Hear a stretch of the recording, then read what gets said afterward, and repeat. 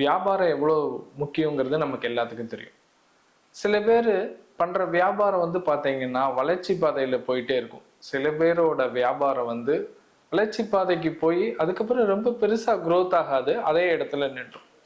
ஏன் அது வளர்ச்சி பாதைக்கு போகாம இருக்குங்கிறதுக்கு ஒரு சில எக்ஸாம்பிள் நம்ம பார்ப்போம்.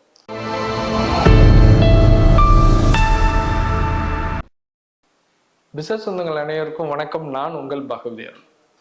இப்போ ஒரு இன்டீரியர் பண்ணக்கூடிய ஒரு நிறுவனத்துல வந்து கொட்டேஷன் கேட்குறாங்க. எங்களோட வீடு, எங்களோட கமர்ஷியல் பில்டிங் இருக்கு, இந்த மாதிரி இன்டீரியர் பண்ணி கொடுக்கணும் அப்படின்னு கேட்டது மட்டும் இல்லாம ஒரு கொட்டேஷன் வாங்கிட்டு அவங்க அந்த இடத்த விட்டு போயிடுறாங்க.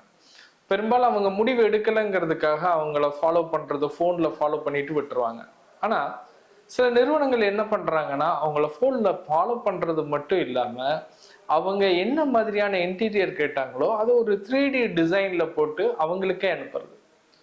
இது இன்னும் உங்களுக்கு இந்த மாதிரி பண்ணா பட்ஜெட்டடா இருக்கும், இது கொஞ்சம் பிரீமியமா இருக்கும் அப்படிங்கிறத எடுத்து சொல்ற மாதிரி அவங்களுக்கு ஒரு ஒரு 3D டிசைன் போட்ட உடனே ஒரு ட்ரஸ்ட் அவங்களுக்கு அதிகமா வந்துடுது. ஏன்னா இவங்கள ஒரு என்கொயரியா நினைக்காம ஒரு நல்ல ப்ராஸ்பெக்ட்ஸ், ஒரு சேல்ஸா நினைச்சு அவங்க எக்ஸ்ட்ரா ஒர்க் எஃபர்ட் போட்ட உடனே அந்த பிஸ்னஸ் அந்த இடத்துல க்ளோஸ் ஆகிறதுக்கு அதிக கன்வர்ஷன் ரேஷியோ அதிகமாக ஆரம்பிச்சது. ஸோ இது அந்த இடத்துல சேல்ஸும் நடக்கிறதுக்கு ஒரு முக்கியம். அவங்க கேட்கறத விட அவங்களுக்காக நம்ம மெனக்கெடுறோம் அப்படிங்கிறது ரொம்ப ரொம்ப முக்கியம். இது ஒரு சேல்ஸ் ஸ்ட்ராட்டஜி தான். இன்னொருத்தவங்க இதே மாதிரி தான் ஒரு பெயிண்ட் கடைக்காரங்கள அங்க வந்து பெயிண்ட் எடுக்கணும்னு வந்திருக்காங்க, பெயிண்ட் எல்லாம் முடிவு பண்ணிட்டாங்க, நாங்க வீட்டுல போயிட்டு கலந்துட்டு நாங்க வந்துடுறோம் அப்படின்னு சொன்ன உடனே இவர் அது மட்டும் இல்லாம அதோட பக்கத்துல இருக்கக்கூடிய, அதாவது என்ன சொல்லலாம்னா இவர் வந்து பிங்க் கலர் கேட்டிருக்காருன்னா ஸ்கை ப்ளூ கலர் எப்படி இருக்கும், இந்த மாதிரி சாக்லேட் கலர் எப்படி இருக்கும், உங்க வீடோட அட்மாஸ்பியர் இந்த மாதிரிலாம் இருக்க வாய்ப்பு இருக்குன்னு எகெயின் அந்த வீட்டோட டிசைன்ஸை இவங்க போட்டு அவங்களுக்கு அனுப்புனாங்க. ஸோ அவங்களுக்கு ஒரு நல்ல ஒரு புரிதல் கிடைச்ச உடனே ஒரு ரூமுக்கு பண்ணணும்னு நினைச்சவங்க வந்து என்ன பண்ணாங்க அப்படின்னா 3 ரூமுக்குமே இவங்க கிட்ட வந்து அந்த பெயிண்டை வாங்கிக்கிட்டாங்க. இது ரெண்டுமே ஒரு ஸ்ட்ராட்டஜிக்கலா நம்ம யோசிக்கிறது. கஸ்டமரா ஆக போறவங்களுக்காக நம்ம இன்னும் கொஞ்சம் மெனக்கிட்டோம்னா கண்டிப்பா சேல்ஸ் நடக்கும்னு சொல்றது தான். மூணாவது, கஸ்டமர் ஆனதுக்கு அப்புறம் என்ன பண்ணலான்ட்டு.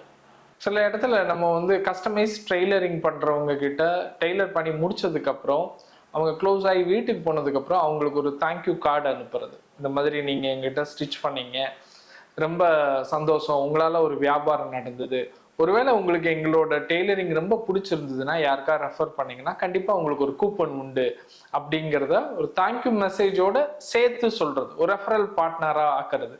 அங்கேயும் பிசினஸ் என்ன ஆக ஆரம்பிச்சுன்னா growth ஆக ஆரம்பிச்சு. இந்த 3 கதையிலையும் நம்ம தெரிஞ்சுக்க வேண்டிய விஷயம், நம்ம எப்படி நம்மளோட சேல்ஸை அதிகப்படுத்த போறோம், வாடிக்கையாளர்களுக்கு எவ்வளவு மெனக்கிட போறோம், அதை பொறுத்து நமக்கு பிசினஸ் வந்து growth ஆக அதிக வாய்ப்பு இருக்கு.